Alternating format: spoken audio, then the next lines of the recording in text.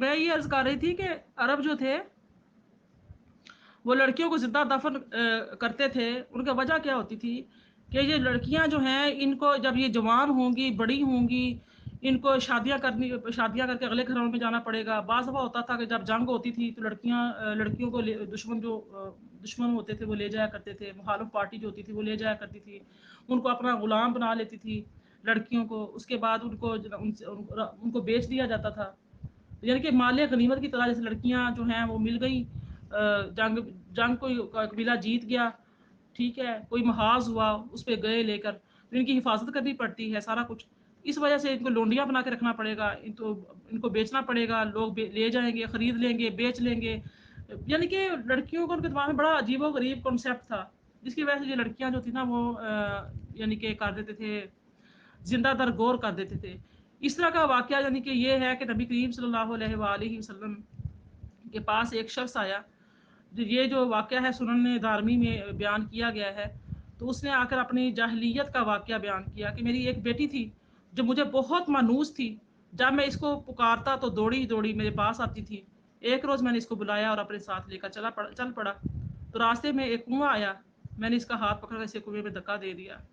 کہتا ہے کہ آخری اور آواز جو اس کی میرے کانوں میں آئی تھی وہ تھا ہائے ابا, ہائے ابا. یہ سن کر نبی کریم صلی اللہ علیہ وآلہ وسلم یعنی کہ رونے لگ گئے, بہت روئے. تو جو صحابہ کرام تشریف فرما تھے کہنے لگے کہ آپ نے نبی کریم صلی اللہ علیہ وسلم کو دکھی کر دیا ہے. تو آپ صلی اللہ علیہ وسلم نے فرمایا کہ اسے مت روکو, جس چیز کا اسے سخت احساس ہے اس کے بارے میں اسے سوال کرنے دو. پھر آپ صلی اللہ علیہ وآلہ وسلم نے دوبارہ اس سے کہا کہ اپنا قصہ بیان کر. اس نے دوبارہ اسی قصے کو سیم بیان کیا. آپ سن کر اس قدر روئے کہ آپ کی داڑھی آنسوؤں سے تر ہو گئی. اس کے بعد آپ نے فرمایا کہ جاہلیت میں کچھ ہو گیا, اللہ اسے معاف کر دے گا, آپ نئے سرے سے اپنی زندگی کا آغاز کریں. یعنی کہ جو اسلام سے قبول اسلام سے پہلے ہوا تھا تو اس وقت جو بھی گناہ تھا اللہ تعالیٰ معاف کرو, آپ دائرہ اسلام میں داخل ہو گئے, توبہ کرو, استغفار کرو. تو اللہ تعالیٰ کی ذات میں دیکھیں قرآن پاک میں اس کی جو لمبی چوڑی کوئی قبیح نہیں بیان کی, قباحت نہیں بیان کی, بس ایک آیت بھی سنبھال دیا کہ اللہ تعالیٰ کی ذات زندہ گاڑی ہوئی لڑکی سے پوچھے گا بھی تو کس جرم میں یعنی کہ زندہ دفن کی گئی, لڑکی سے سوال کیا جائے گا. تو یعنی کہ یہ اتنی بڑی بات ہے کہ انسان اگر سوچے تو اس سے انسان کے رونگٹے جو ہیں وہ کھڑے ہو جاتے ہیں کہ جب زندہ گاڑی لڑکی سے اللہ تعالیٰ کی ذات سے پوچھے گی تو کس قصور میں ماری گئی ہے. تو اس طرح سے اب نبی کریم صلی اللہ علیہ وآلہ وسلم جب تشریف لائے, اس جاہلیت کو آپ صلی اللہ علیہ وآلہ وسلم نے اس طریقے سے ختم کیا, اس طریقے سے یعنی کہ عرب کے معاشرے کی تربیت کی کہ آپ دیکھیں کہ عورت کو کیا مقام اور کیا مرتبہ عرب میں حاصل ہے. آپ صلی اللہ علیہ وسلم نے لڑکیوں کی فضیلت کے بارے میں یعنی کہ ان کے ادب و احترام کے بارے میں یہ فرمایا کہ جو شخص ان لڑکیوں کی پیدائش سے آزمائش میں ڈالا گیا اور پھر ان سے نیک سلوک کرے تو یہ اس کے لیے جہنم کی آگ سے بچاؤ کا ذریعہ بنے گی. اسی طریقے سے اللہ تعالیٰ کی نبی کی صلی اللہ علیہ وسلم مسلم شریف میں ایک حدیث مبارکہ جو ہے نقل کی گئی آپ صلی اللہ علیہ وسلم کی کہ جس نے 2 لڑکیوں کو پرورش کیا یہاں تک کہ وہ بالغہ ہو گئیں تو قیامت کے روز میرے ساتھ وہ اس طرح آئے گا, یہ یعنی کہ جس طرح سے یہ آپ نے انگلیوں کو جوڑ کر فرمایا, دونوں انگلیوں کو جوڑ کر, شہادت کی انگلی اور ساتھ والی انگلی کو جوڑ کر فرمایا کہ بروز قیامت میرے ساتھ اس طریقے سے ہوگا. اب تعلیم و تربیت جو ہے نا وہ اسلام کے عین مطابق ہونی چاہیے. اگر صرف لڑکیاں ہی پیدا کر دی ہیں تو پیدا کر کے ان کی تعلیم و تربیت کا کوئی احساس ہی نہیں رکھا, ان کو تربیت ہی نہیں دی اس طریقے سے, تو پھر معاملہ الٹ بھی ہو سکتا ہے. پھر جو شخص 3 بیٹیوں یا بہنوں کی پرورش کیا, جس شخص نے ایک اور حدیث مبارکہ میں فرمایا کہ جس شخص نے 3 بیٹیوں یا بہنوں کو پرورش کیا, ان کو اچھا ادب سکھایا, ان سے شفقت کا برتاؤ کیا یہاں تک کہ وہ اس کی مدد کے محتاج نہ رہیں تو اللہ اس کے لیے جنت واجب کر دے گا. ایک شخص نے عرض کیا یا رسول اللہ صلی اللہ علیہ وآلہ وسلم 2 ہوں, تو آپ صلی اللہ علیہ وسلم نے فرمایا اور 2 بھی. تو حضرت ابن عباس رضی اللہ تعالیٰ عنہ فرماتے ہیں کہ اگر لوگ اس وقت ایک کے متعلق پوچھتے تو نبی کریم صلی اللہ علیہ وآلہ وسلم ایک کے بارے میں یہی ارشاد فرماتے کہ بروز قیامت وہ شخص میرے ساتھ ہوگا. آپ صلی اللہ علیہ وسلم نے 2 انگلیاں جوڑ کر فرمایا جس کے ہاں لڑکی ہو اور اسے زندہ دفن نہ کرے, نہ ذلیل کر کے رکھے, نہ بیٹے کو اس پر ترجیح دے. اب بعض لوگ ہوتے ہیں بیٹوں کو ترجیح دیتے ہیں, ہمارا معاشرہ ایسا ہی ہے, یہ حدیث پڑھ کے سن لیجئے. بیٹے کو اس پر ترجیح دے, اللہ اسے جنت میں داخل کرے گا.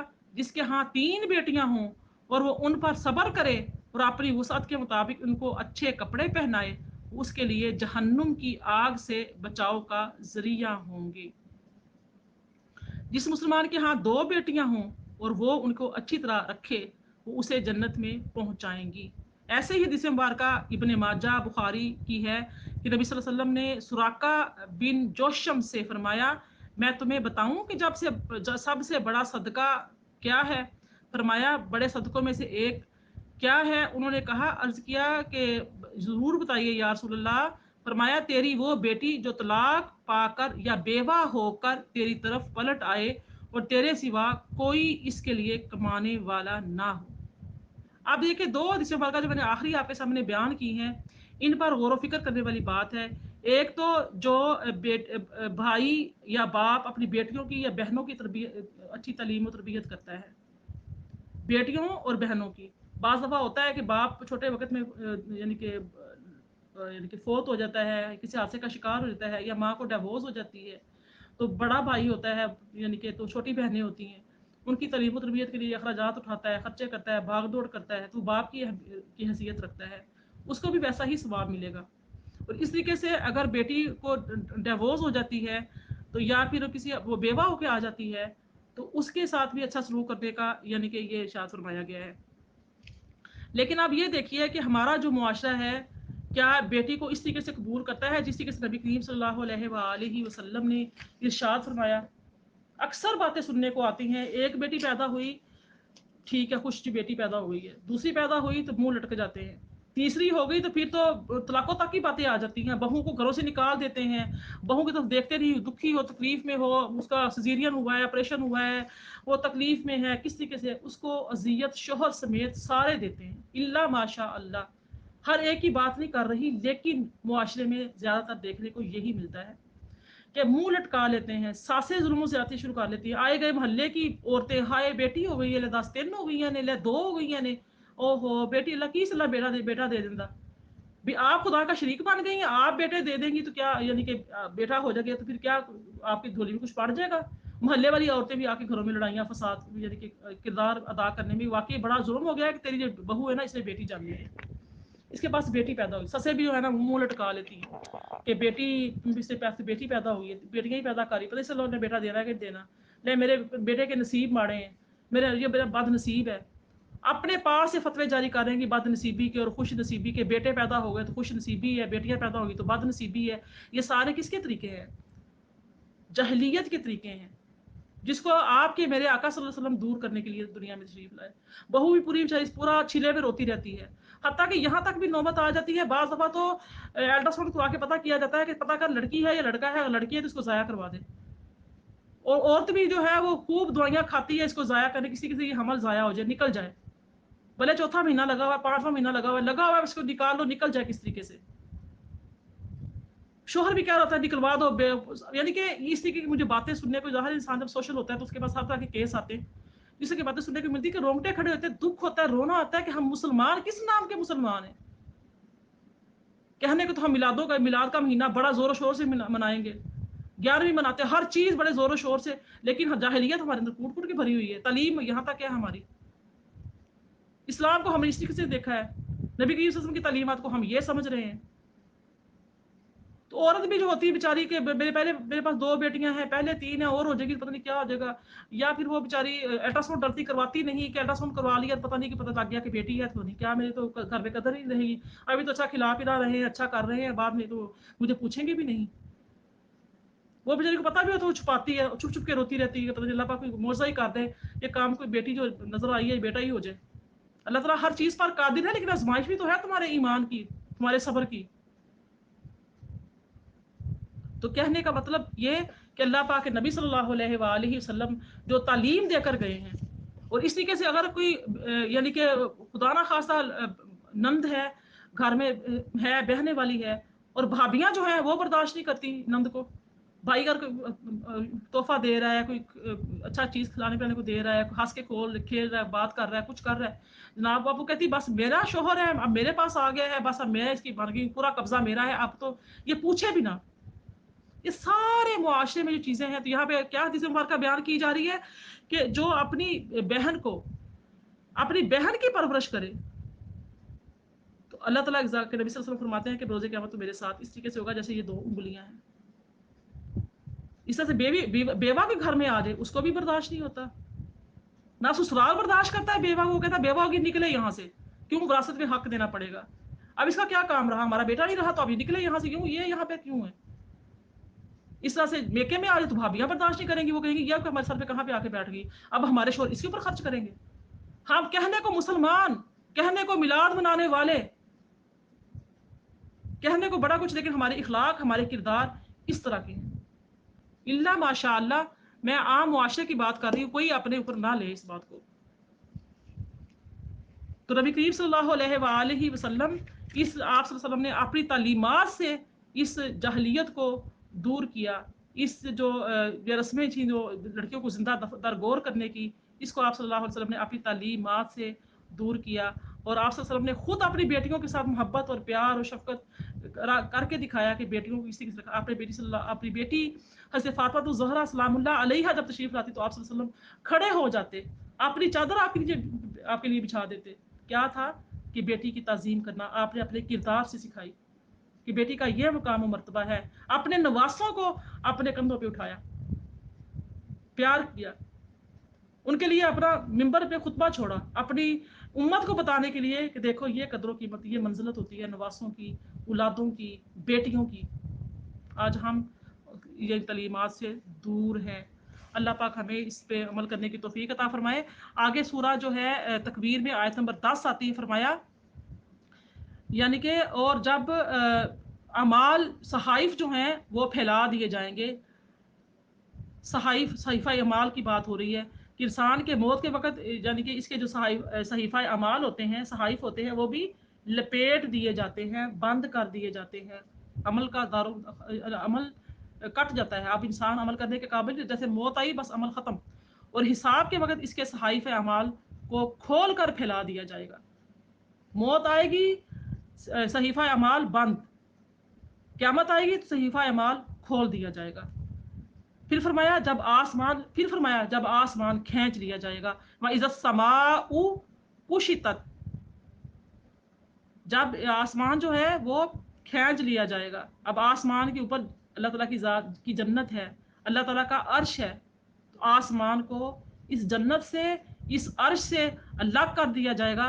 जिस तरीके से इंसान जब बकरा ज़िबा करता है या कोई और जानवर ज़िबा करता है, ऊँट गाय वगैरह, तो किसी किसी उसकी खाल उतारता है, या मुर्गी ज़िबा करता है कैसे खाल उतारता है, इस तरीके से जब आसमान को खींच लिया जाएगा, आसमान को लपेट दिया जाएगा, आसमान को फाड़ दिया जाएगा, उस वक्त क्या होगा, अल्लाह ताला के अर्श को, उसकी जन्नत को सबके सामने हर बंदा अपनी आंखों के सामने देखेगा। जो चीज़ें पर्दे में हैं वो जाहिर कर दी जाएंगी।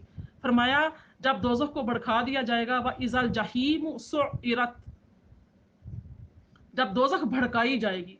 पहले क्या आया था, जब समंदर भड़काए जाएंगे, अब यहाँ पे दोज़ख भड़काई जाएगी। यानी कि बनु आदम के जो गुनाहों और अल्लाह ताला के गज़ब की वजह से जहन्नम को भड़काया जाएगा। इस आयत से यानी कि हमें क्या मालूम हो रहा है कि अभी जहन्नुम को पैदा नहीं किया गया, क्योंकि क़यामत के दिन ही इसको भड़काया जाएगा। तो फिर फरमाया कि व इज़ल जन्नतु उज़लिफ़त, और जब जन्नत करीब कर दी जाएगी, तो क्या होगा, जब मुत्तकीन के करीब जन्नत की जाएगी, जिसके बारे में कुरान पाक में फरमाया है, वो उज़लिफ़तिल जन्नतु लिल मुत्तकीन, सूरा शूरा आयत 90। और जन्नत जो है मुत्तकीन के करीब कर दी जाएगी। ठीक है। फिर फरमाया, और जो आयत नंबर 14 है, इसमें फरमाया गया, तो हर शख्स जान लेगा जो काम उसने पेश किया। आलिमत नफ्सुम मा अहदरत, तमाम जो चीज़ें हमें नज़र आ रही हैं ये ख़त्म हो जाएंगी, ये दुनिया ख़त्म हो जाएगी। अब जन्नत भी सामने आ जाएगी, जहन्नुम भी सामने आ जाएगी, अल्लाह पाक का अर्श भी सामने होगा। हर चीज़ जो अब गायब में है, जो अल्लाह ताला की ज़ात ने नबी करीम सल्लल्लाहु अलैहि वसल्लम को जिसका मुशाहिदा करवा दिया है, और आप सल्लल्लाहु अलैहि वसल्लम ने खोल खोल कर बयान कर दिया गया है। इस किताब में खोल खोल कर लिख कर ये किताब हमें दे दी गई है, क़यामत तक दे दी गई है। और अब क्या होगा, ये पहाड़ ख़त्म, ज़मीन ख़त्म, आसमान ख़त्म, हर चीज़ ख़त्म, अल्लाह ताला का अर्श सामने, दोज़ख और जहन्नुम, जन्नत और जहन्नुम जो है वो भी सामने कर दी जाएगी। आलिमत नफ्सुम मा कद्दमत व अखरत, अब हर शख्स जान लेगा कि वो क्या आगे लेकर आया है और वो क्या पीछे छोड़कर आया है। जिसके लिए मरा जा रहा था दिन रात, उसके पास कोई टाइम नहीं था नेक काम कर ले, कोई नेक अमाल कर ले, उसके पास टाइम नहीं था। अब उसके हाथों में जो खाली नामा अमाल होगा वो भी देखेगा कि ओहो, जिस दुनिया को मैंने इतना चाहा, जिस दुनिया को मैं के पीछे पड़ा रहा, जिस दुनिया को मैंने सब कुछ समझ लिया, आज वो दुनिया सब पीछे तबाह बर्बाद होगी, खत्म होगी, हर चीज खत्म होगी। अपनी आंखों से सारे माजिर देखेगा इंसान, फिर जान लेगा आलिमत नफ्स मा अहदरत, और हर शख्स जान लेगा कि उसने पेश किया है, उसके हाथों में क्या, वो क्या लेकर आया है। अल्लाह इससे पहले जो है वो 12 चीज़ों का जिक्र फरमाया, उसकी जो मजमुआ शर्त है, यानी जब क़यामत के दिन इन 12 चीज़ों का वकूअ होगा तो हर शख्स जानेगा कि इसके सहाइफा अमाल में किन कामों को हाजिर किया गया है।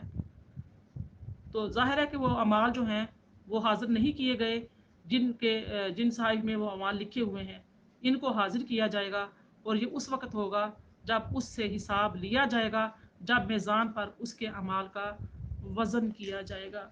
तो मेरी प्यारी बहनों, ये 14 आयतें सूरह तकवीर की आपके सामने मैंने रखी। अल्लाह पाक इसमें की गई गलतियों को ताहियों को मुआफ़ फरमाए। और इससे पहले कि हमें मौत आ जाए, हमारे लिए तो मौत ही क़यामत है, फिर तो कब्र में क़यामत कुबरा का इंतज़ार करना है। ये तो क़यामत सुगरा है मौत।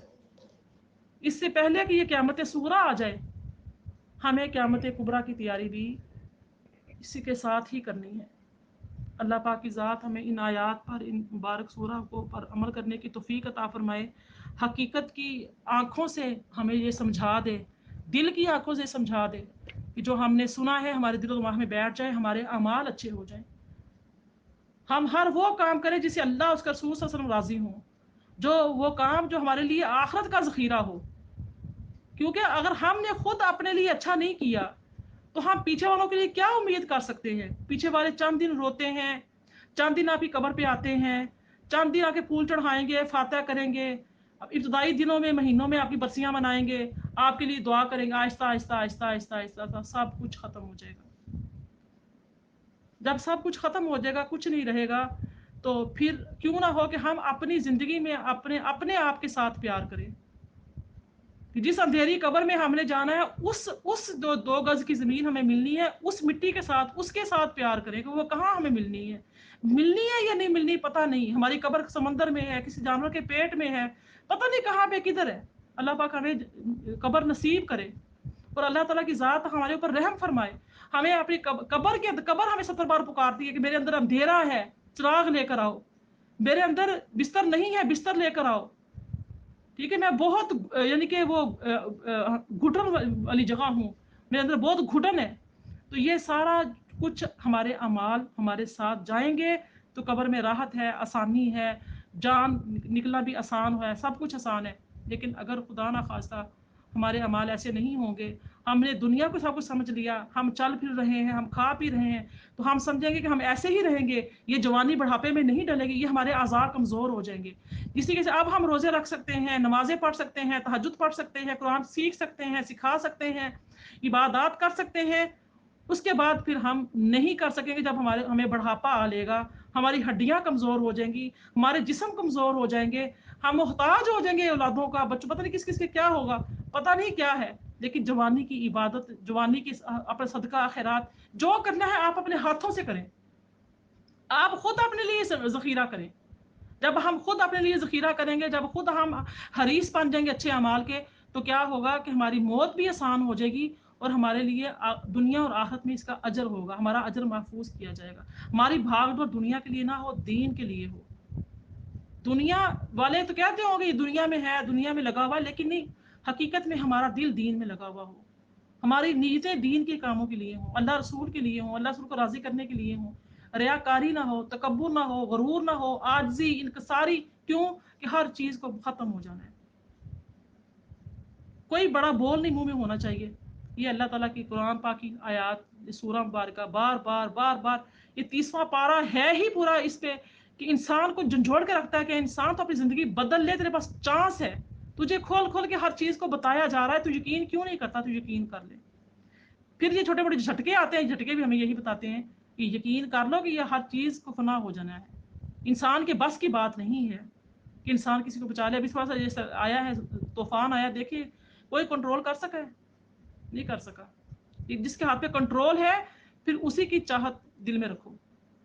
اللہ پاک ہم سب کو اس پہ عمل کی توفیق عطا فرمائے. وما علیہ الا البلاغ. السلام علیکم ورحمۃ اللہ وبرکاتہ.